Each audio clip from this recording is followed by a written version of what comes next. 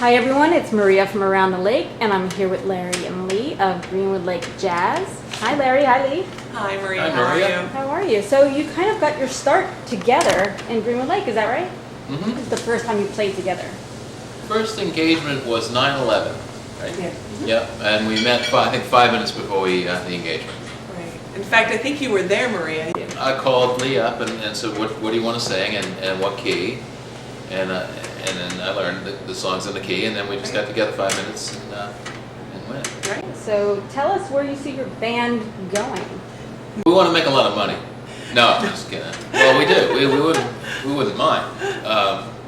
We also like taking some pop standards, some Beatles things, and other kinds of just real big favorites, and then doing them in our own way. And we're working on that, but mainly jazz standards. And we both do other things, many other things, but we're really glad to have this connection, and we're getting work up here, and very delighted about that. So Lee, who are your musical influences? My musical influences. Oh, I love some of the good ones. I'm a huge fan of Ella Fitzgerald. I love Julie London. Julie London is not as well known as Ella Fitzgerald, Billie Holiday, but she's just got a fantastic voice, a fantastic energy. So those sorts of that sort of old school jazz vocalist is really something that speaks to me. Larry, how about you? I'm very influenced by Jim Hall, Joe Pass, Wes Montgomery, the mainstream jazz guitar players, really the first generation or second generation of jazz guitarists.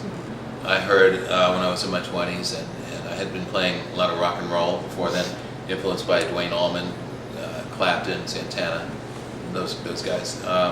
But then heard the jazz, and wow, what's this? And I'm still trying to figure it out. So how long have you been playing guitar? 40 years maybe. Do you play anything else? Well, I started on the accordion when I was 8 years old. Did that 5 years solid, lessons, practice, and loved it actually. Are you going to bring that out anytime in any of your gigs together? Probably not. Greenwood Lake Jazz. Dust it off a little bit? Yeah, probably not.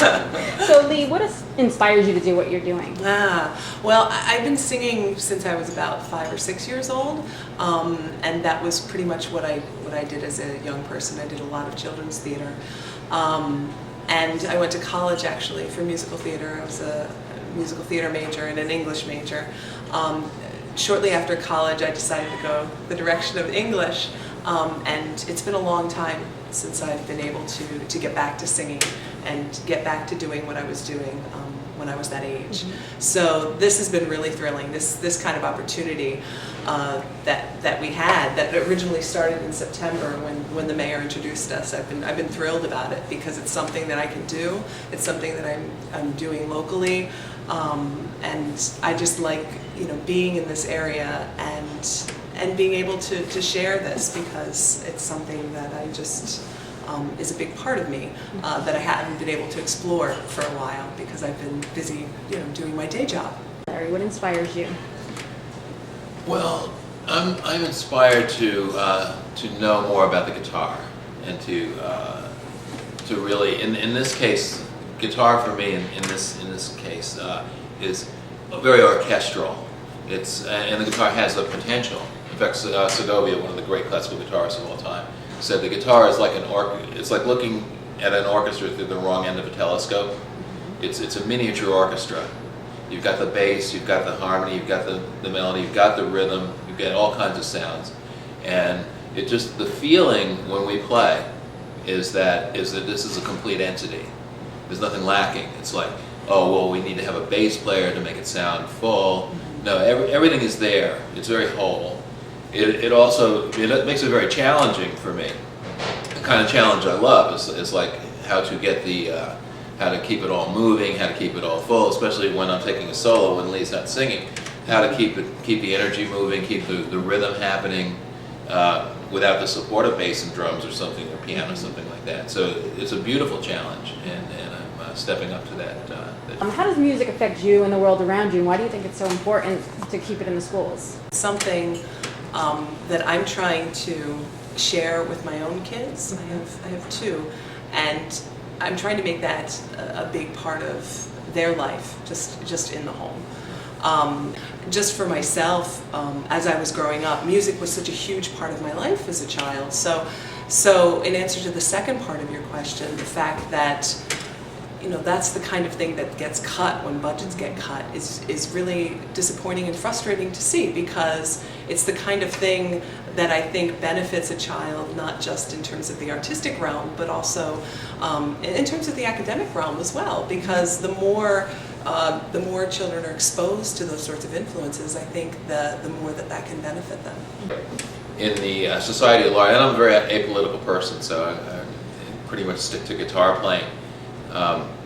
But in this market-driven, capitalistic kind of world, unfortunately, the art and music is not given the credit that it deserves.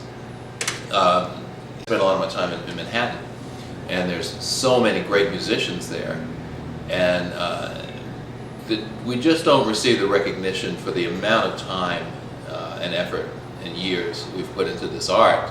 It's a little sad, but it's the way it is, and we just try to bring it to people, and I think, as I understand my job, is to try and bring a little joy and happiness into people's lives, if possible.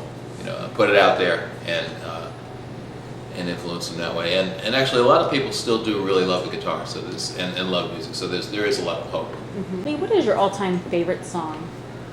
My all-time favorite song. I don't know. I have to say, some of the things that we've been doing, they're on my mind. So those are some of the things that I really enjoy. I really like Moon Glow is one of my current favorite songs. I have to say. That's right. That's huge. Yeah, you sing it so well too. And so I really enjoy that. I'm also, my background was largely in musical theater, so I have a lot of affinity for that. And I love pretty much any Gershwin song, and I really, really like Porgy and Bess. There's a new production of that on Broadway right now, and I'm really hoping to be able to get to that.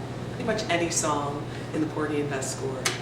I noticed today when we were rehearsing, You Can't Take That Away From Me. A Gershwin song, yeah. Yeah, and Lee, you have that flourish in there. I heard that, just even though we're just starting to rehearse on it, like you have in Moon Glow. There's just favorite song.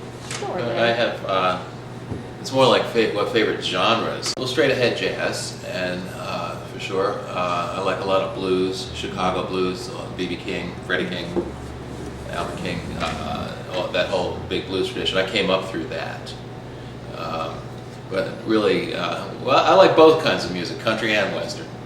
No, really, there's only two kinds of music. Music that's well played and music that's not so well played. And I like many things. Can you guys tell us where your next show is going to be?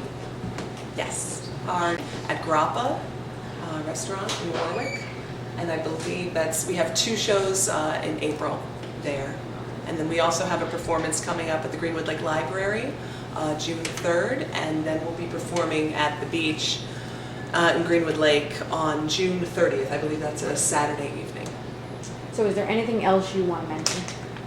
Well, I'm just grateful for that Lee and I have come together in this way. I noticed that it brings, I think, a lot of joy into Lee's life because she's getting to do something she loves, and in the context of my life with the band that I lead in Manhattan, with my teaching and my family, and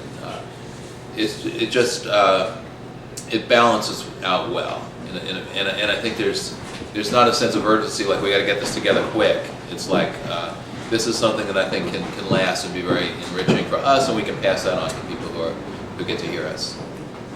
Yeah, thank you so much, Larry and Lee. It was nice talking to you.